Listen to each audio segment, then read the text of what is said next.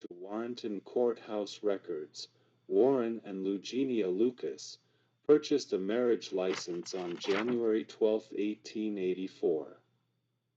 They drove to McDuffie County, Georgia on January 12th, and they were married at Sweetwater Baptist Church that same day. That was a 12-mile ride by mule and wagon. From oral history, the young man learned that Warren Baker Jr. walked out of the house when his son Arthur was a teenager. He was never seen again. Eugenia said that he came in the same way. There is a clear pattern to the way he moved about. His son and his wife Eugenia continued to run the farm. This image represents Arthur Baker. He married Mamie Sinkfield. She managed him well while working side by side with him. This is an image of Mamie Sinkfield. She bore Arthur 10 children. She died of low blood in 1927. She died at a place called Huckleberry Pond. The swamp area was filled with rattlesnakes. The young man's dad took the family there one Sunday after church service. The young man's father was 9 years old when his mother called him to her bedside. She warned him that he had difficult days ahead and that a stepmother would not treat him well. After she died, Arthur married Rosa. She bore him 5 more children. The youngest was Willie L. Baker. Arthur Baker died in 1979. Before dying, he showed the family to an enormous stash of money he had accumulated. They paid cash for his funeral and built a new home paying cash. Arthur Baker always paid cash for his farming supplies. When harvesting was over, he did not owe the bank or landowner. The young man, while in Indian Territory, met a man with the name Willie F. Baker. Through conversation they shared notes, and shared the name Warren Baker. During a visit to Boley, the name appeared in the Boley Cemetery in Boley, Oklahoma. There are a lot of blank spaces, but every tiny bit is another lead that needs to be investigated. One thing is for sure, economic activity was played close to the vest. This was survival during a time when many black communities were devastated. This is especially true of those who showed growth. The young man's father had a brother born in 1946, the same year as the young man. This image may or may not actually look like Willie L. Baker.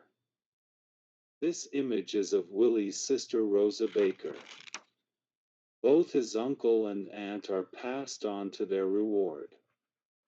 It is important that we remember these two people.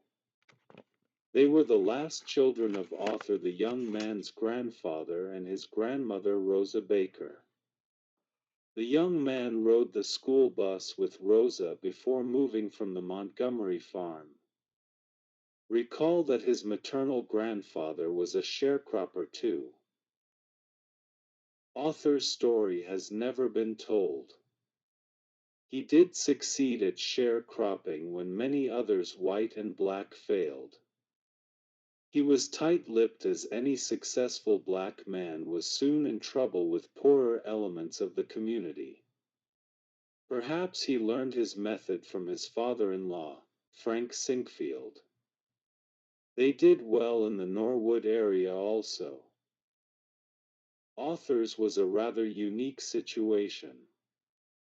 The landowner usually financed the cost of seed, fertilizer, etc. Most people assumed that Arthur followed the same process. The young man's father often complained that his father would not spend much money on food and clothing. When all is analyzed, one must conclude that something was happening behind the scenes. He was a frugal man.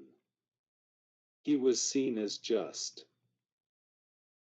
another poor black man. But he did not rely on support from the landowner. He owned his own mules and farming implements, including a wagon. He purchased his own fertilizer, seed, and cotton dust.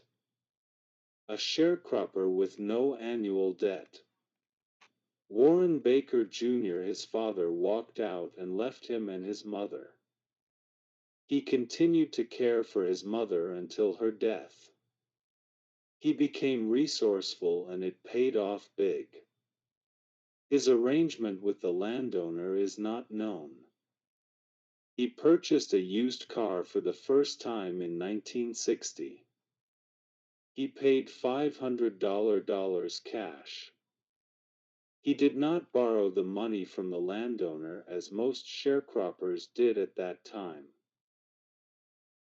His story has not been told. No one had an interest in it, and even his own son did not understand what he was doing.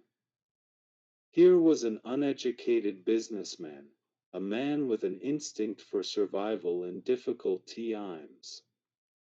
He kept his mouth shut and his business to himself.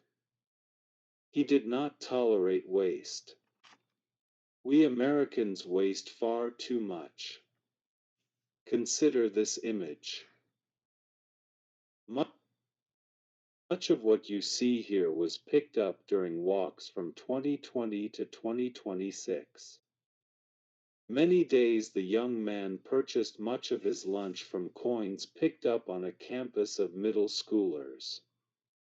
We all have more wealth than we realize. Ultimately, we throw it away or allow someone to take it from us with no fight. When he died, the family purchased a new home from the money he had accumulated. Willie L. went into real estate business, which as far as I can tell was productive until his death in 2020. The young man is determined to tell his story.